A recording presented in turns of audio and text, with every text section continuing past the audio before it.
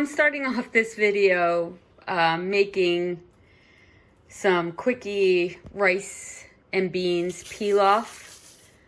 I just put a cup of basmati rice into the mix, but it just starts off with a bunch of vegetables. I put celery, carrots, red and yellow peppers, a little bit of kale and spinach, turmeric, cumin, smoked paprika, a bay leaf, and I'll just bring this to a boil. And once it's reduced, the liquid is reduced to half, I will add some beautiful healthy red beans to the mix and just cook that up, because when we're in the garden, rice and beans is something you can reheat over and over again, and good nutrition. And since my husband eat primarily plant-based, this gives us all of our nutrients in one pot. And like I said, when we get busy with these garden projects, this is an amazing energy-fueled meal to have. So I thought I'd start that, because this is actually how my day starts, is trying to get some make-ahead meals going for the next couple days so that I can not have to be in here cooking. That's my parrot, of course. And then we'll get outside and I'll show you. Oh, here's my Easter table is set up. Unfortunately, because of COVID-19, we won't be able to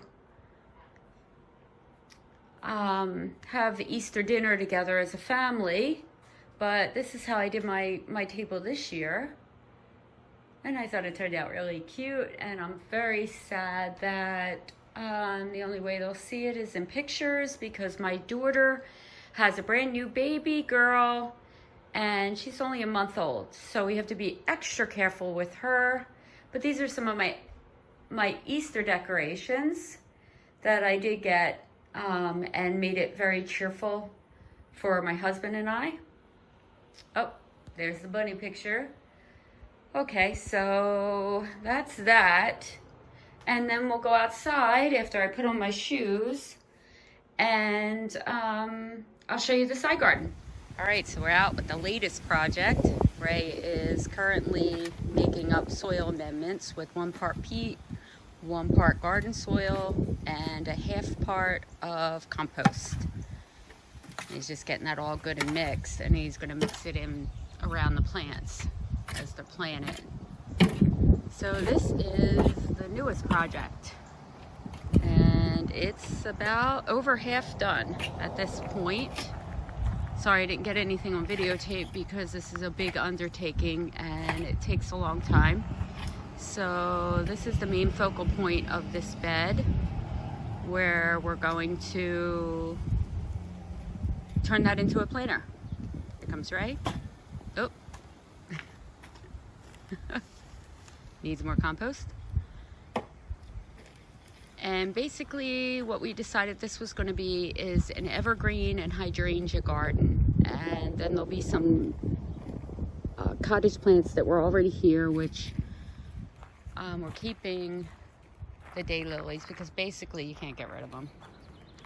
They are vicious garden thug, and but they've really looked really good for the last couple years, so we're going to try to landscape fabric around them and try to control them a little bit better, because you see they moved all the way over there. We cleared that area out of them, and then we have a whole bunch that took up residence around the fountain cherry over here, so we're going to try to control them. These daylilies up front are stelladores, which are my favorite daylily. They perform here so well. And then these are all my seeds along the edge, so it'll kind of look cottagey at the front and on the sides. I'm going to put some lily bulbs over there, but for the most part, the rest of the garden and the bones of the garden will be all evergreen and hydrangea. Here's some laurels around the fountain. And this is an old fountain we found at a, what would you call them, Ray? A concrete. A concrete dealer? Right, yeah. Yeah. Concrete Creations, it's called. Yeah, Concrete Creations. And we found it in the back, and it's older, so we thought, okay, this would be a perfect one to turn into a planter. So we have a fountain in the back, as you've seen, and they're high maintenance, and I don't know if you can tell, it's very windy here in South Jersey. So the water splashes out, so you have to worry about the pump burning out. We made up this path going up with, we found some real stone, which was really nice. And then, of course, this stone was all dug up from the old bed, believe it or not. The bed was small, just this center area where we had azalea, a clump of azalea, blue spruce juniper that was trained into a standard, and a barberry that had kind of naturalized, and these daylilies. So that was all that was here. That was all ripped out. We did try to transplant the azalea, and where are they? They're in the back behind this evergreen. We put them in there under the cypress, and we're going to see if they come back, if they can make it. They're very old. They're about 15 years old, and they were very spindly because we didn't have irrigation on them for the first 10 years. The phlox is starting to come into bloom, and that's going to stay here. We have all the mulch ready to go. He's getting ready to put this laurel into the hole. And you see we dig them really wide.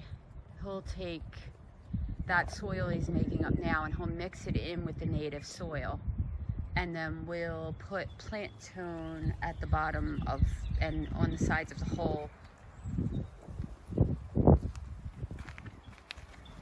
He's doing it now. So this is basically how we plant every single plant. Is we put amendments into this area. Was more fill dirt and just root everywhere. You can see here, I'll show you what it's like digging in this area. So it's been slow going. We've been digging for a week now. See all that root?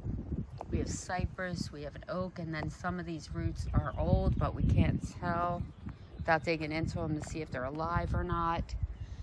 So this is the shot from this way. Let me get out of your way, Ray.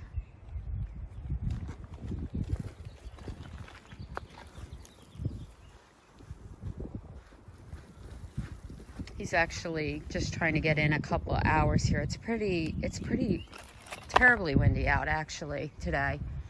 And I was out here for the last couple days for hours on end putting in all these plants. So I'm taking a physical day off today because I just don't feel like my body can do it. Oh, and we put these benches. We got these benches at either end, so they'll be really pretty. And there'll be another hydrangea here eventually, and then we'll do something with the corner here with plants. Oh, and there'll be a row of boxwood. So that's plant tone he's adding. We found that to work really great for us around here. We do have holly tone, but this plant tone has been just a general really great plant starter for us.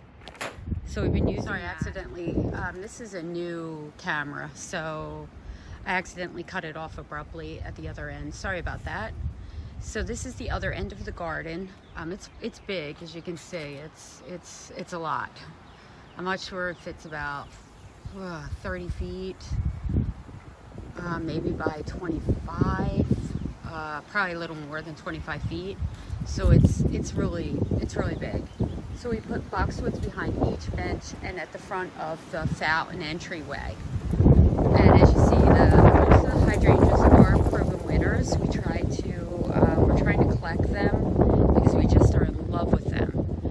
And except for the two middle ones, they're not planted yet, but these two middle ones that'll get very large. I was going to originally put oak leaf hydrangeas in, but couldn't find any that I really like. I have three Gatsby girls coming in the mail in probably a week or two, but they're going to be small. They're going to be starter quartz that I'm going to add in. So we decided to go with these they get the huge blooms, and they're phantoms.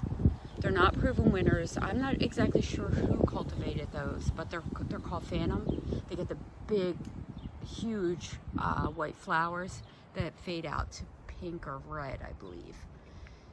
Okay, so this is it, and obviously we have tons of mulch, soil. We're making quite the mess right now, but we're super excited about it, and so it's in development. I've been wanting to do this, but we did so many projects last year with the center garden that we're just getting to this now.